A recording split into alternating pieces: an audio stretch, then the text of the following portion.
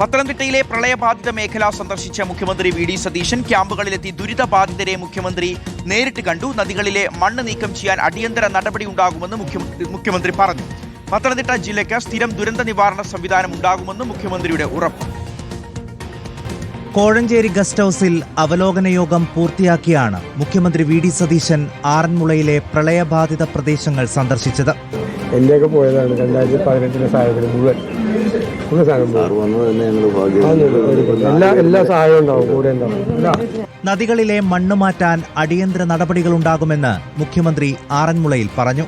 ആറന്മുളയിലെ സന്ദർശനം പൂർത്തിയാക്കി റാന്നിയിലെ പ്രളയബാധിത പ്രദേശങ്ങളും മുഖ്യമന്ത്രി സന്ദർശിച്ചു. റാന്നിയിൽ വ്യാപാരികൾ മുഖ്യമന്ത്രിക്ക് നിവേദനം നൽകി. വ്യാപാരികളുടെ ആവശ്യങ്ങളിൽ അനുകൂല നിലപാടുണ്ടാകുമെന്ന് മുഖ്യമന്ത്രിയുടെ ഉറപ്പ്. മല്ലപ്പള്ളി വഴി തിരുവല്ലയിലെത്തിയ മുഖ്യമന്ത്രി തിരുവല്ല സെന്റ് തോമസ് സ്കൂളിലെ ദുരിതാശ്വാസ ക്യാമ്പിലും സന്ദർശനം നടത്തി. 10 മിനിറ്റ് നീണ്ട സന്ദർശനത്തിൽ ക്യാമ്പിലുള്ള ആളുകൾക്ക് പറയാനുള്ളതും മുഖ്യമന്ത്രി കേട്ടു. റിപ്പോർട്ടർ, പത്തനംതിട്ട.